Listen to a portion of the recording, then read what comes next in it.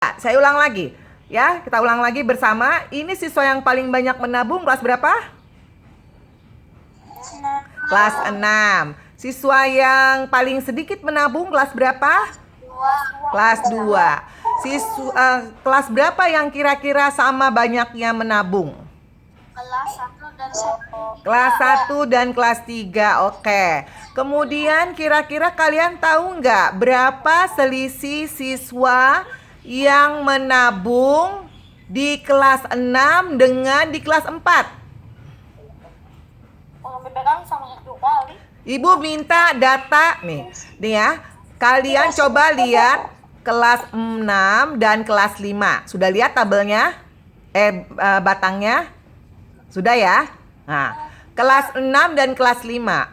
Berapa selisih siswa?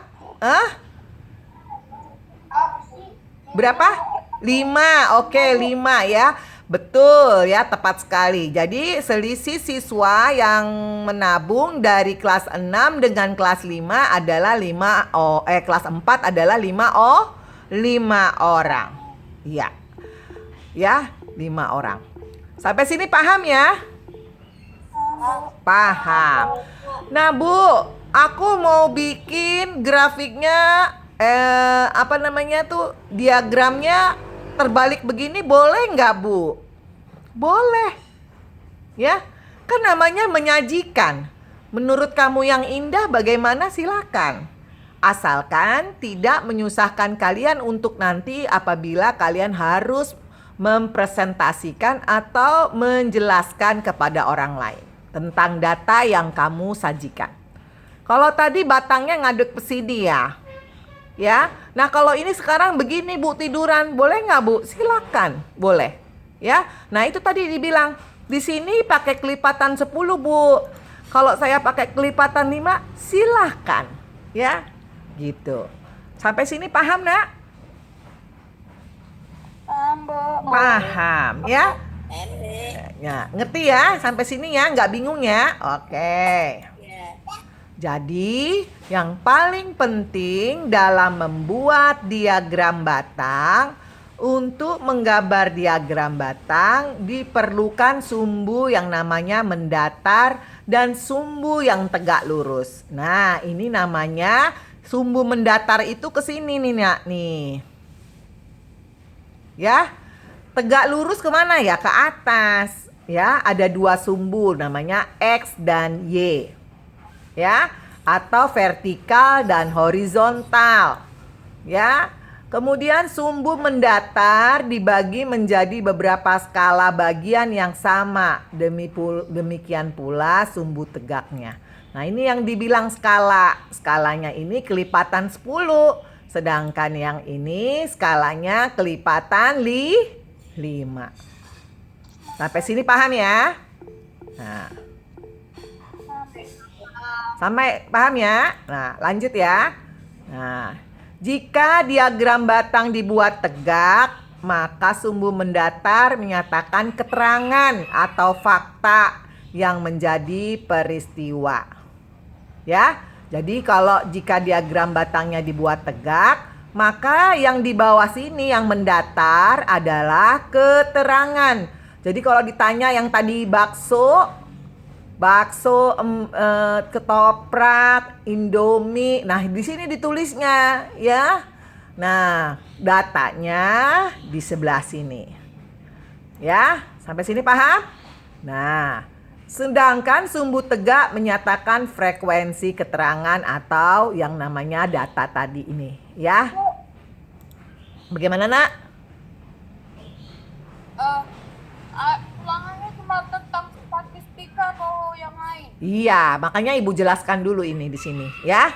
Cuman ini doang. Nah, kemudian biar kalian nanti tahu bacanya, ya. Kemudian jika diagram batangnya dibuat secara horizontal, maka sumbu tegaknya menerangkan keterangan atau fakta mengenai peristiwa. Ya, sumbu mendatarnya frekuensi. Ini secara horizontal, ya. Nah, sampai sini paham ya? Paham lah ya. Bu. Nah, langkah-langkah pembuatan diagram batang, tunjukkan satu batang untuk mewakili frekuensi data tertentu. Nih, jadi satu batang ini menunjukkan frekuensi satu data tertentu. Nah, kemudian batangnya tersebut diarsir atau diwarnai sesuai frekuensi data. Kemudian diberi judul batangnya dan diberikan variasi batangnya. Nah, oke. Nah, ini yang lingkaran. Nah, kalau lingkaran ini kita nyarinya pakai ya itu tadi kemarin ukuran sudut 360 derajat ya. Nah, ini tapi kita tidak belajar mengenai diagram lingkaran. Kita hanya belajar mengenai tabel ya, menyajikan data ini, kemudian diagram batang. Nah, ini kita lewatkan aja ya. Ya, kita lewatkan. Nah, ini kita lewatkan ya, karena lingkaran ya. Jadi kita tidak usah bahas mengenai lingkaran. Nah, ini namanya diagram, biar kalian tahu ini namanya diagram garis. Jadi bentuknya garis-garis gitu, pakai titik ya. Nah, ini juga tidak kita bahas di kelas 5 nanti ya. Nah, ini yang ada di buku kita nih. Ya, ini data nih. Data nilai ulangan matematika 30 siswa kelas 6 di suatu SD. Nah, ada yang dapat 60, ada yang dapat 55, 61, 72 dan sebagainya. Nah, ini kan berantakan ya datanya ya. Bener nggak? Benar. Nah, jadi kalian mulai lihat dulu, susun. Ya, rapikan. Caranya bagaimana? Nih, yang paling kecil nilainya berapa? 41 kan? Nih. Nah, kemudian habis nilai 41 ada nggak 42? Ada. Kemudian habis 42, 43 ada nggak? Nah, ini harus teliti mencari data. Tahu nggak kalian? Kalau kalian pintar belajar statistik, banyak duitnya loh. Karena sangat dibutuhkan sekali orang yang pintar dalam mengolah data, menganalisis data. Ya? Iya, benar. Ibu nggak bohong. Ya? Nah, jadi ini kita kumpulin dulu, kita susun. Ini yang nilai kecil 41, habis 41 dan ini cuma satu orang. Kemudian ini 42. Ya, habis 42 kemana? 47. Kemudian 49. Kemudian berapa? 50. 50. Kemudian habis 50 berapa? 5. Ya enggak? Nah, 57. Diurutkan sedemikian sampai nilai yang paling tinggi yaitu 90. Disusun datanya, jangan males ya. Nah, setelah kalian menemukan data tersebut, diurutkanlah. Nilai 41 cuman ada satu orang yang muncul. Yang paling banyak berapa nilainya?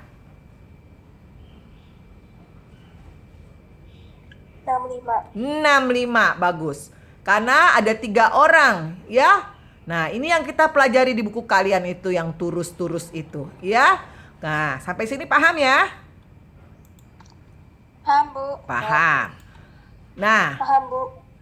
nah ini ya tadi. Nah, terus ini tabel frekuensinya udah ya begini ya. Yang ini ada yang 68, ada 2 orang. Nah, kita lanjut lagi. Kita lewatkan. Nah, contoh kedua misalnya. Data tinggi badan di kelas 6, di suatu kelas 6. Nih, data tinggi badannya. Kalau ini udah urut ya? Udah urut gak? Iya. Udah urut. Lebih enak ya daripada yang tadi itu ya. Nah, jadi tugas kalian kalau kalian melihat suatu data, dirapikan dulu datanya. Biar nggak salah gitu. Kemudian baru dibikin kayak begini turus atau frekuensinya. Ya, jadi yang nilai tinggi badannya 140 sampai 140 itu 2 orang. 140. Nah, paling banyak berapa orang? Yang tinggi badannya hampir banyak dari satu sekolah itu. Tinggi badannya berapa orang? Tinggi badan berapa? Dari tabel ini. 158 sampai 163. Betul sekali. Ya, ada 9 orang itu yang nilainya di atas 158, 163. Ya, paling sedikit berapa nilainya? Tinggi badannya. 170 dan 175. Iya, ya. Tinggi banget ini mah. Ya, udah kayak raksasa nih kelas 6. Tingginya 170 sampai 175, ya. Nah, total jumlah siswanya ada berapa di kelas 6 itu? 30. Ya? 30. Iya, bagus, pintar. Nah, 20. kita lewatkan.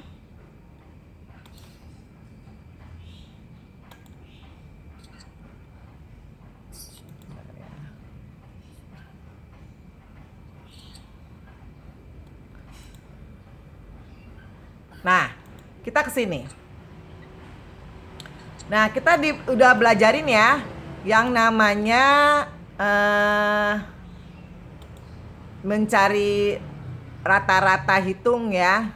Ntar dulu.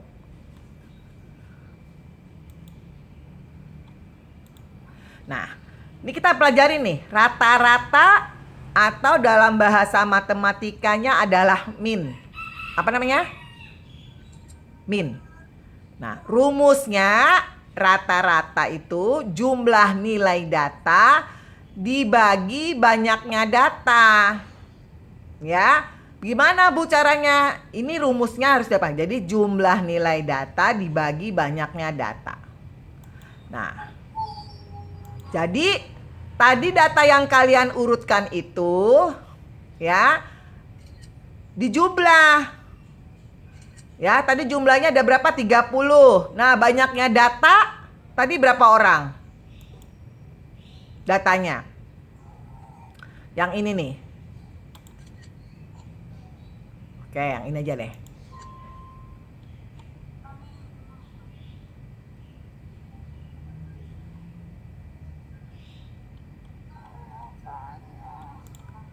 Nih. Banyaknya orang berapa? 30.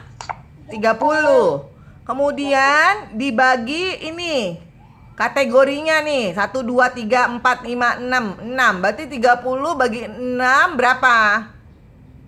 5. 5. Jadi rata-ratanya adalah 5 gitu ya. Jadinya masing-masing tuh keluarnya 5 lah gitu ya. Ini kan perkiraan, tebak-tebakannya ya. Nah, sekarang tadi mana ya? Jadi kalian harus tahu nilai rata-rata itu jumlah data dibagi banyaknya data. Ya. Nah, kemudian bagaimana dengan median? Nah, median itu adalah sekumpulan data yang merupakan suatu nilai data yang terletak di tengah setelah nilai data tadi diurutkan dari yang kecil ke besar sehingga membagi dua sama banyak. Jadi banyaknya data yang nilainya lebih tinggi atau sama dengan median adalah 50%. Kurang dari Nah, nih contohnya. Diurutkan lagi, tadi kan ngacak nih kayak begini kan. 1, 2, 3. Ya. Halo. Nah, jadi diurutkan tadi datanya. Nih, misalnya 1, 2, 3, 4, 5, 6, 7, 8, 9 kalau mencari median. Nah, tadi kan ada ukuran sepatu misalnya berapa tadi? 78, 36. Itu diurutkan ya. Diurutkan. Jadi kalau yang misalnya nilai tinggi badannya 120 ya urutkan aja dari yang terkecil. Nah, 120 ada misalnya 1 orang, 130 misalnya ada 1 orang, 140 misalnya ada 2 orang, jadi 140 tambah 120, 130, 140, 140. Jadi diurutkan banyaknya, nggak boleh ada yang kurangi. Kemudian dicoret nih dari ujung ke ujung. 1 dicoret dengan 9. 2 dicoret dengan 8. 3 dicoret dengan 7. 4 dicoret dengan 6. Lah ini tidak ada pasangannya. Berarti inilah yang disebut nilai median. Ya kan? Nah, mediannya 5. Bu, tapi bagaimana Bu? Ini kan nilainya, data yang didapatkan ini kan ada 1, 2, 3, 4, ada 9 orang. Bagaimana kalau 10 Bu? Nggak jadi masalah. Berarti mediannya bagaimana cara mencarinya? Kita urut 1, 2, 3, 4, 5, 6, 7, 8, 9, 10. Nah, kita coret nih dari ujung ke ujung. 1 dicoret dengan 10 di sini. 2 dicoret dengan 9 di sini. 3 dicoret dengan 8. 4 dicoret dengan 7. Nah, 5 dicoret dengan 6 dong, Bu. Nah, 5 dan 6 angka yang terakhir itu kalian tambahkan. 5 tambah 6 sama dengan 11. Bagi 2 jadi 5,5. Mediannya adalah 5,5. Ya. Jadi untuk mencari median, kalau datanya ada 15, berarti diurutkan saja, dicoret ujung ke ujung. Nah, kebetulan kalau 15 pasti di angka 8 gak ada pasangan, berarti mediannya 8. Tapi kalau misalnya ada 20, berarti 10-10. Nah, pasangan yang di tengah, yang berpasangan dibagi 2. Sampai sini paham? Paham, Bu. Paham ya? Paham, Bu. Ya, tapi tadi itu tidak akan Ibu keluarkan di soal ya, karena ini pelajaran kelas 5 yang median ini. Ya, kalian hanya belajar diagram, membaca dan menyajikan data saja ya. Jadi nggak usah khawatir nanti ujian ulangannya ya. Cuman Ibu kasih tahu aja supaya siapa tahu kan kita nggak bertemu ya. Ibu nggak ngajar lagi di kelas 5 terus kalian lupa. Nah, biar pinter ya. Nah, ada lagi yang namanya modus. Tadi min, rata-rata, median, nilai tengah. Nah, sekarang modus. Bukan kata modus. Modus kamu nih. Modus ya, pura-pura deketin mama. Modus ya, nangis biar dapat permen. Nah, ya, modus di sini adalah nilai data yang mempunyai frekuensi tertinggi atau nilai yang sering muncul, bahasa mudahnya. Nilai yang sering muncul, ya. Nah, contohnya bagaimana? Nah, ini tadi yang median Ibu ya, lupa paparkan nih ya. Nih ya, 60, 66, 76. Nah, ini ya. Cara mencarinya kalau dapat yang ini dicoret, ini dicoret, ini dicoret, ini dicoret, ini dicoret, ini dicoret. Nah, ini ada 2 nih yang sama pasangannya. Berarti tinggal tambahin aja 76 tambah 78 dibagi 2 sama dengan nilai tengahnya adalah 77. Nah, kalau data yang di sini 1 dicoret dengan 9, 2 dicoret dengan 8, 3 dicoret dengan 7, 4 dicoret dengan 6. Ya, berarti tinggal inilah 1, 2, 3, 4, 5, 6, 7, 8. Ini nilainya, mediannya 5 nih ya. Nah, nih. Kemudian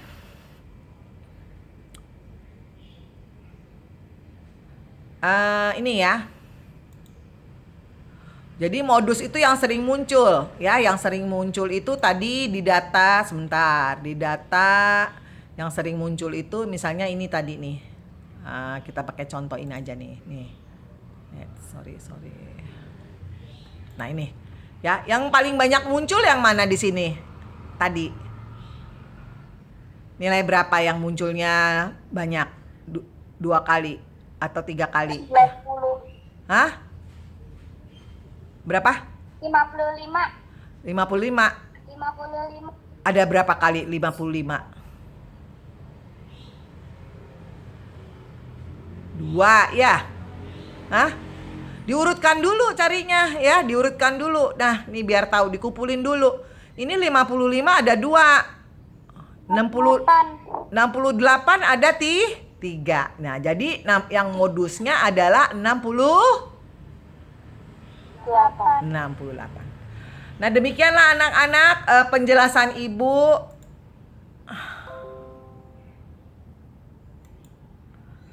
tentang statistika ya.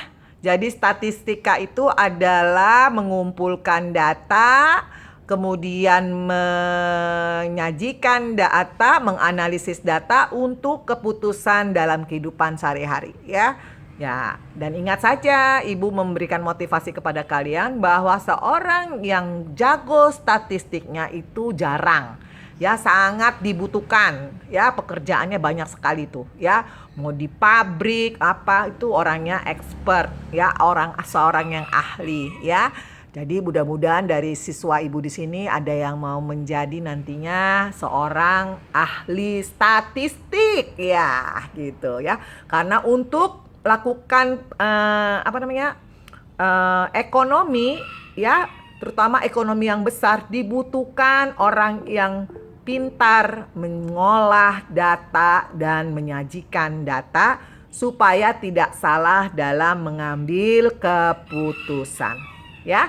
Demikianlah anak-anakku yang bisa Ibu paparkan hari ini. Semoga kalian dapat paham, ya. Tuhan Yesus memberkati. Sekarang kalian boleh mulai ulangan harian kalian tentang statistika. Semoga dapat nilai yang bagus, ya. Oke, Ibu salam.